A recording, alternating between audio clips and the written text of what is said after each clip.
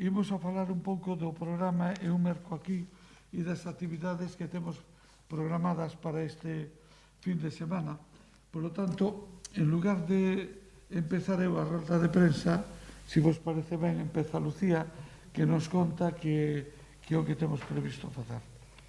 Sí, bo día a todos e a todas. Ben, dado o éxito que tivo anterior esta pasada edición de Prima 21, pois tamén por reclamo das diferentes asociacións e tamén por iniciativa nosa, esta fin de semana volverá a haber novas actividades de rúa, continuando coa campaña de Eu Merco Aquí, ses intelixente, merca aquí. Vos comentábamos na primeira rolda de prensa, na de presentación, que Prima 21 era o arranque da campaña Eu Merco Aquí, que iba a continuar durante todo o mes con diferentes elementos.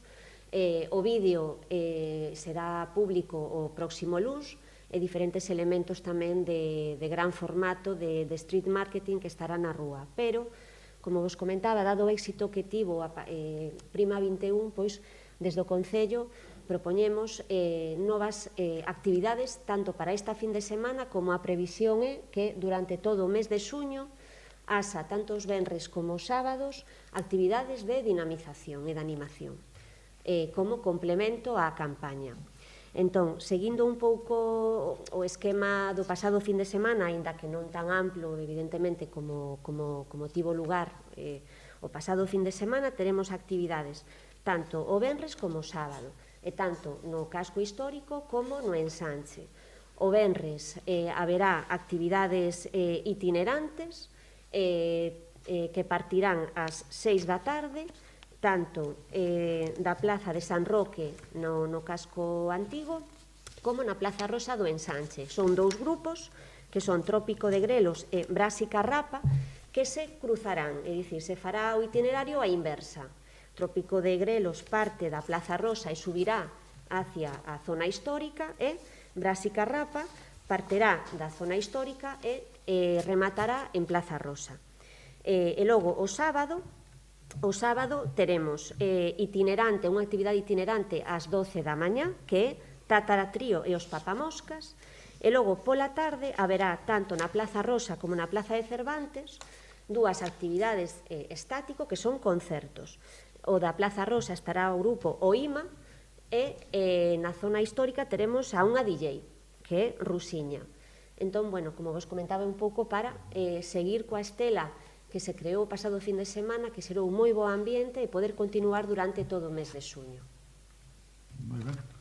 Bueno, decir tamén que a través do Departamento de Centros Socioculturales está traballando nunha hipótesis e preparando un programa para empezar, presumiblemente, a partir do venres que ven, todos os venres, de contacontos e de actividades orientadas aos máis pequenos na Alameda, que, de alguma maneira, tamén contribuirá, pois, lóxicamente, a prestar servicio ás familias que irán ir de compras e a prestar atención a esos nenos. Por lo tanto, calculo que ese programa será presentado a semana que ven por parte do Concelleiro, unha vez que este ultimado, pero que, de alguma maneira, tamén será unha actividade que a maiores do que estamos mencionando. Algo máis, Lucía? Ou alguna pregunta, Lucía? Lucía Castro é a técnico do Departamento de Comercio. Bueno, simplemente que haberá corte de rúa, mañá venres, en Alfredo Brañas e General Pardiñas, de 6 a 8, excepto o tramo de Carreira de Conde a Montero Ríos. Ose venres, ose pola tarde. Sí. O tempo pasa moi rápido. O tema dos concertos, para acceder aos concertos, o mesmo sistema que... Sí, o mesmo que anterior. Haberá cadeiras e haberá un control de aforo, pero non hai que reservar previamente, nin sacar entrada, nin nada.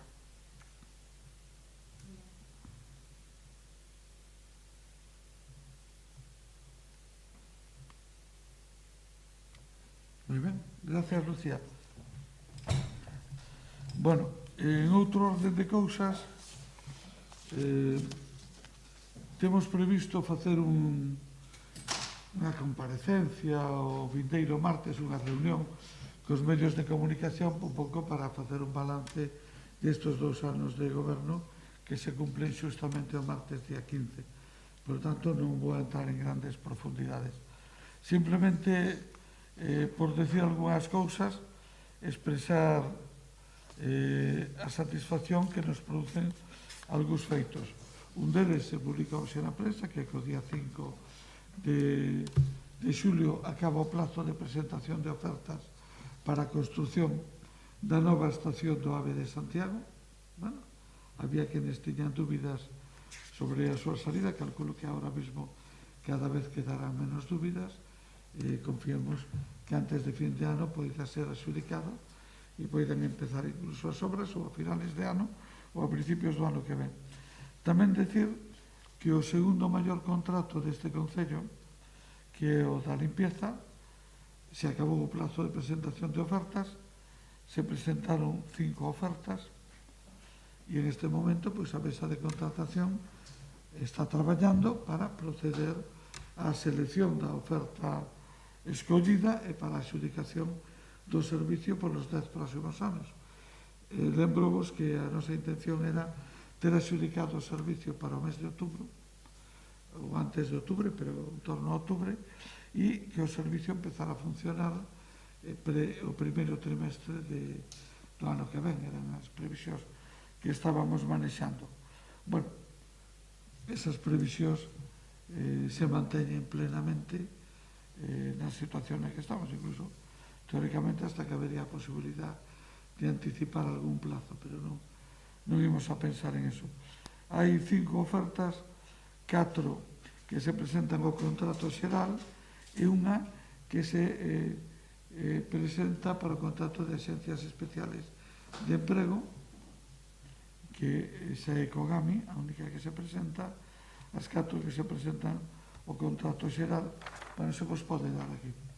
Deixo-volo aquí para Ángela. Pasalles isto. Pois se interesa, teño unha copia. Son as empresas que se presentaron a ese concurso.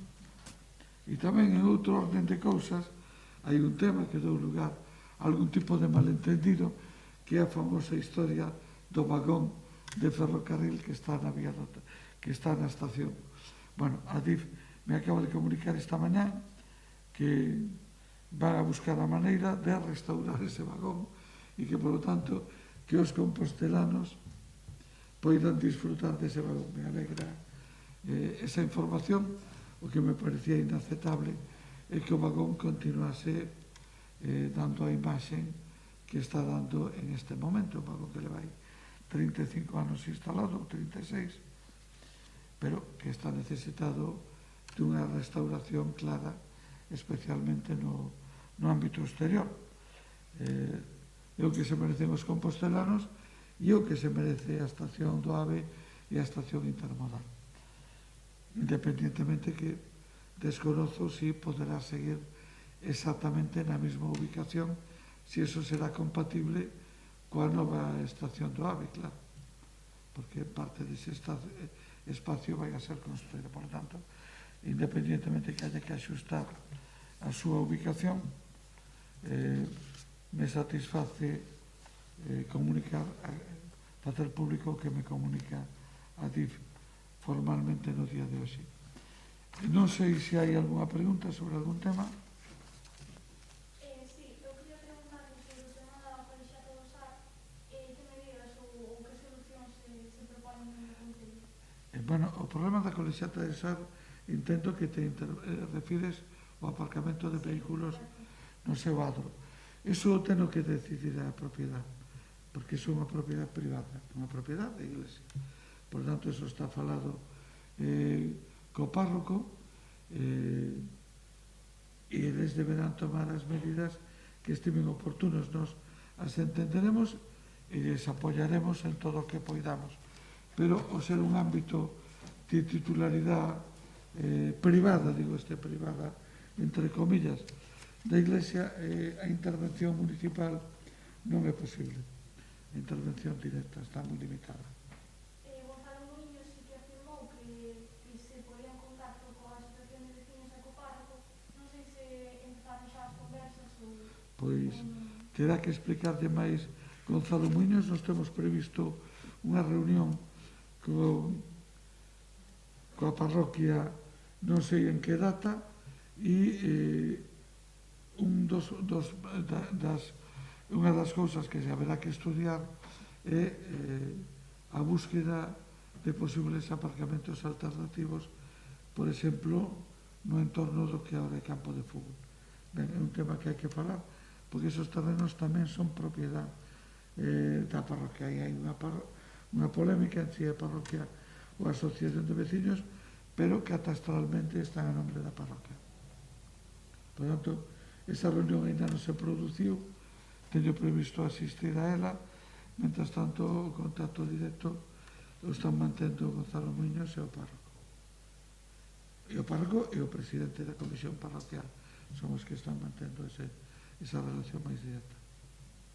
Ramón de Nacero. Moitos santiagueses amosan a súa sorpresa e preocupación pola ausencia do carrito deseado de Lentería este verán nas ruas de Santiago, na exposición a recollida de firmas para que volte a estar nas rúas este posto de vendas tradicionais en Santiago. Cando van permitir a volta do carriño deseado de toda a vida na Porta Feceira? Vamos a ver, é unha preocupación que comparto, pero confío en que en este mes quede solventada esa situación e, por lo tanto, a partir do mes de xullo podamos disfrutar todos do carriño deseados de Manolo e tomar xeados. E, por suposto, das castañas a partir de novembro. Mais preguntas? Pero foi obligado, é dicir, houve que sacar a convocatoria pública para adxudicar os espacios, polo que eu sei, porque conoces a preocupación polo carriño de Manolo, está presentada a súa solicitude, o expediente está completo e confío en que poidamos resolver en este mes o carriño dos xeados e espero que o resto das convocatorias, tanto para venta ambulante como para medalleiras, tamén.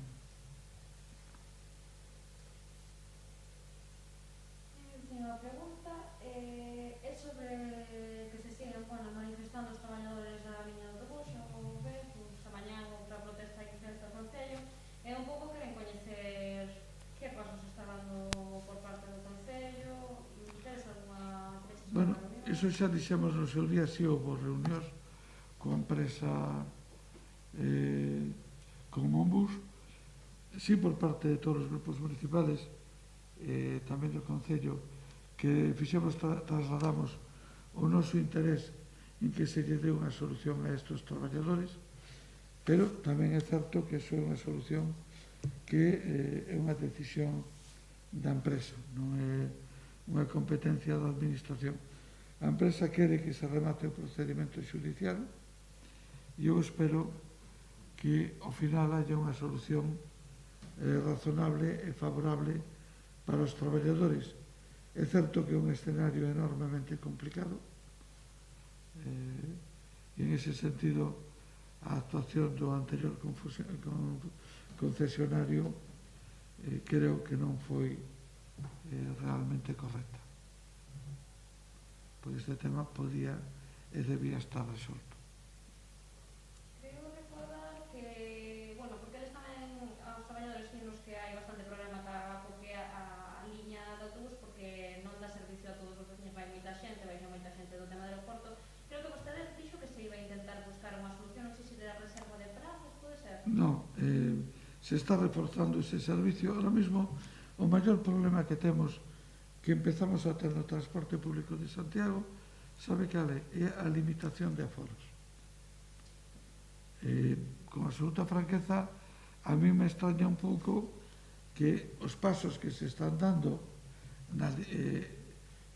en ampliar esa limitación de aforos na hostelería, para festas, para reunións familiares, en terrazas, en todos os ámbitos, sin embargo, no transporte público non se revisou.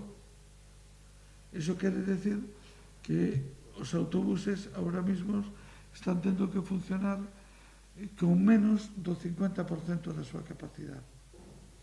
E isto que quere decir? Que un autobús con menos do 50% da súa capacidade está cheo e non pode recoller novos viaxeiros. Isto nos está plantexando ahora mismo un problema importante, porque ahora mismo en Santiago están utilizando o transporte público urbano alrededor de 19.000 personas cada día. Non son aínda as 26, 27.000 que o facían hai 2 anos, pero se empezan a aproximar bastante, estamos falando dun 70%, e en cambio a capacidade dos autobuses está limitada a menos do 50%. Por lo tanto, creo que ahora mismo é un tema que nos está complicando moitísimas cousas e espero que por parte do órgano competente se revise ese límite de aforos, como se revisou na hostelería, como se revisou para outro tipo de actividades, non? E, por outra parte, nos o que insistiremos a empresa en reforzar os servicios nos horarios nos que teñamos maior demanda, porque é certo que tamén según se vaya reactivando o aeroporto se vai ir incrementando a demanda en esa línea. Pero este tema, que se había falado das Pero non hai que mezclar unha cousa coa outra. Pero digo, este tema, creo que comentou vostede alguna vez que se poderían reservar así unha parte de plazas para os veciños que baixen. Non, creo que nunca me pronunciei sobre esa cuestión. Posibilidad, por exemplo, para resolver o problema, non? É moi complicado. Bueno, que o problema tense que resolver por outra vía, que reforzar os servicios. Non, é que me xo moi complicado que se un asiento está libre, decirle a unha persona que non se pode sentar no asiento. Eso é un pouco extraño.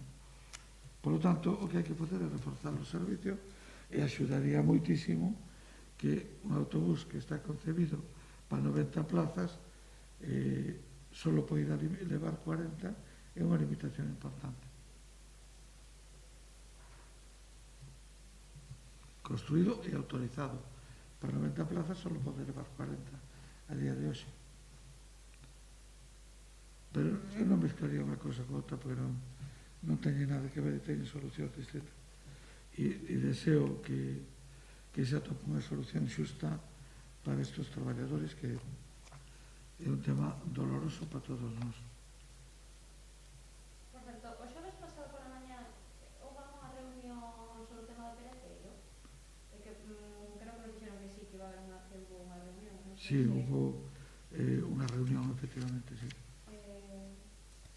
Bueno, estamos traballando intensamente. Non lle oculto que dos temas que ahora mismo me están ocupando e preocupando máis é o de dar unha salida a pereteiro. Temos unha oportunidade extraordinaria de sacar adiante ese tema e de que no ano 2026-2027 este completada esa operación. E temos unha responsabilidade, en este caso, compartida, porque o goberno municipal ten que facer esforzos moi complicados, porque isto nos require, necesitamos o acordo coa propiedade, temos que facelo con unha absoluta seguridade xurídica e temos que buscar tamén acordos con outras formacións políticas que viabilicen o proxecto, porque isto requiere maioría absoluta. Por lo tanto, é un tema complexo e hai un certo nivel de corresponsabilidade entre todos. Eu espero que seamos capaces de atopar unha solución razonable. Unha solución viable, máis que razonable e viable. Para nós, se o dixemos, ten que ter seguridade xurídica, ten que tapar as medianeiras, sería bastante incalificable unha actuación que está orientada a restañar unha ferida no corazón do ensanche, deixar a ferida sin restañada, coas medianeiras vistas, e con relación ao espacio público, tanto dotacional como a plaza, se o dixemos, nós queremos unha plaza útil e utilizable. Unha plaza onde se poden facer mercadillos, festas, actividades de todo tipo. E donde sea axeitada e acolledora para a realización desas actividades. No ensanche temos dous exemplos que nos axudan a entender do que estou falando. A Plaza Roxa, que é unha plaza do franquismo, ten moitas limitacións e carencias, pero dalle o sol. E, por tanto, cando se organizan actividades na Plaza Roxa, son actividades que teñen un gran éxito. Carreira do Conde non é do franquismo, é moi anterior. É unha rúa bonita, está moi ben, con unha zona verde estupenda, pero temos enormes dificultades para que funcionen ben as actividades que se organizan ali. E a pregunta é, cal é a diferencia? Pois o mellor é que non lle dá o sol. O mellor é que é unha zona sombría, porque o sol está tapado polas casas, e, polo tanto, é unha zona que tende a ser máis húmeda, máis sombría, menos acolledora. E temos os dous exemplos. Hombre, a mí me doería moitísimo que as dúas plazas que veñen do franquismo, que son Puente Castro e a Plaza Roxa, sin ser grandes plazas, as dúas lles dá o sol. E que a plaza do século XXI, e que facemos nós, pois fora unha plaza máis cativa que elas. Me daría moita pena. Bueno, me daría moita pena e tampouco sei se é viable a actuación. Por lo tanto, nos ocupa, nos preocupa, estamos traballando, estamos intentando conseguir a mellor solución, escoitando a veciños, escoitando a comerciantes, pero sabendo algo fundamental, que ten que ser segura desde o punto de vista xurídico e que necesitamos o acordo coa propiedade, porque iso non debemos olvidarnos. O plan xeral en vigor en este momento en Santiago, o que prevé ali é a construción dun espacio comercial con 10 a 12.000 metros cuadrados construídos e un hotel de 7.000 metros cuadrados. Iso que está previsto a día de hoxe. E que, por certo, se mañán a propiedade decide pedir licencia para facer eso, teríamos moitas dificultades para non darle. Vamos, é que me temo que ya teríamos que dar, porque as licencias son actos reglados. Por lo tanto, estamos buscando esa negociación a todas bandas, pero necesitamos o acordo coa propiedade, porque sin ese acordo non é viable a operación, necesitamos a viabilidade xurídica e necesitamos que o que fagamos con unha perspectiva de 20, 30, 50 anos sea algo que millore ou iguale o que hai a día de hoxe, pero non algo que, en fin, que sea peor que o que temos. Como están os ánimos desa reunión? Digo, se chegan posturas, porque parece que na última, polo que contaron os representantes veciñais, non saíron excesivamente contentos. Bueno, os representantes veciñales teñen que ter en conta que as cousas bueno, non sei se foron os representantes veciñales ou algún representante comercial a quen vostedes se está referindo. Me temo máis ben que era comercial. O comercio é moi importante. Os veciños tamén é máis. O modelo comercial que temos hoxe non sei como evolucionará dentro de 10, 20, 30, 40 ou 50 anos. Ora, que o sol vai salir polo mesmo sitio e poñerse polo mesmo sitio me parece bastante previsible. E, polo tanto, temos que pensar en que a plaza ten que ser un punto de encontro e un elemento de dinamización esencial para o ensanche.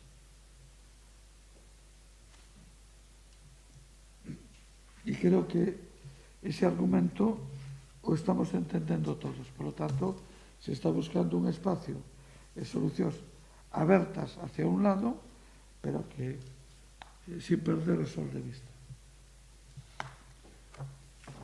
E aparte hai que pensar en que hoxe a parte máis comercial é a República Argentina, pero non podemos renunciar a que San Pedro de Mezonzo e as rúas do ensanche sur a incorporarlles elementos de reactivación.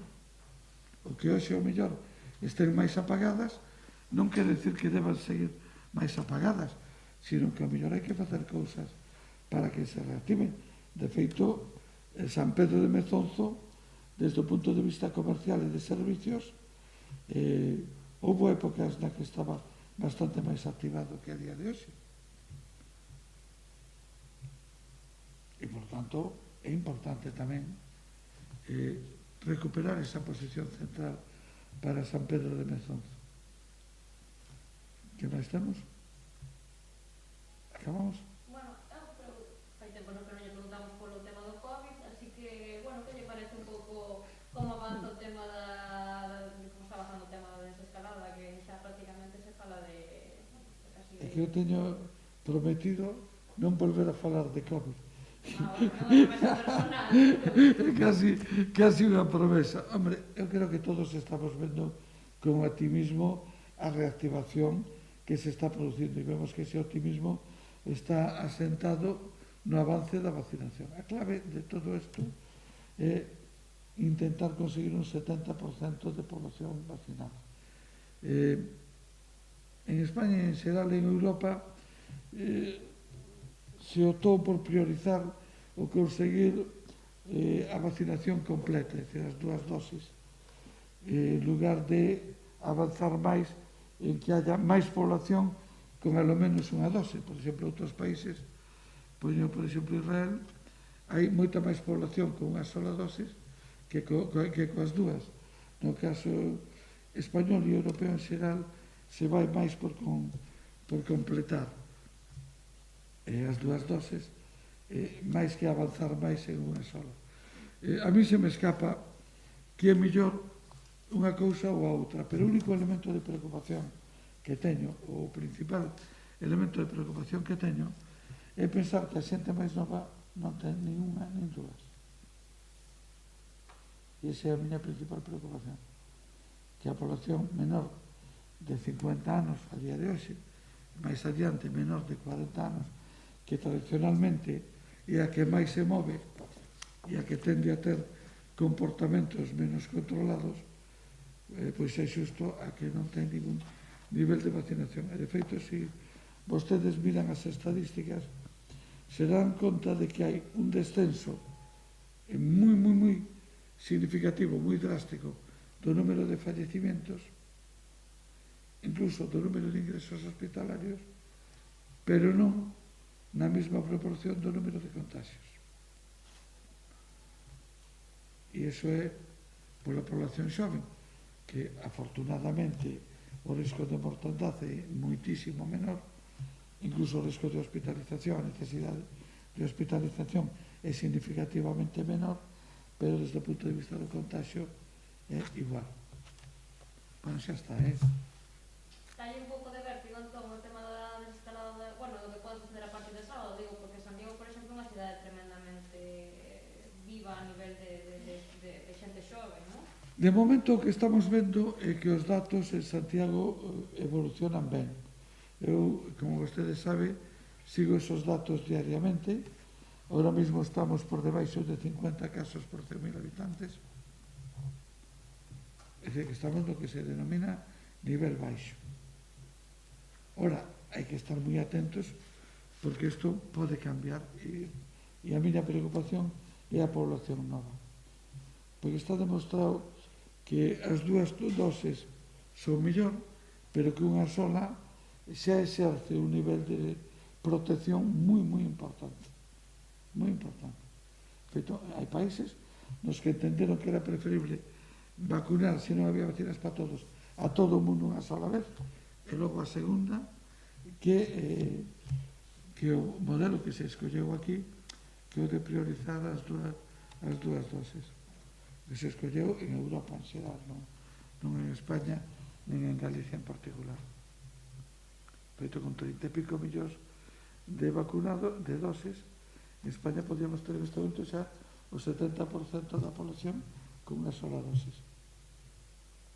Cambiará, temos solo 40 e pico por cento vacunado, o 20 e pico con as 2 e outro 18 ou 19 con unha. Vale, ben. Pero, bueno, esos son opinións que, en todo caso, o que temos que estar é o que digan os expertos e desear que canto máis rápido mellor. Veña, moitas veces.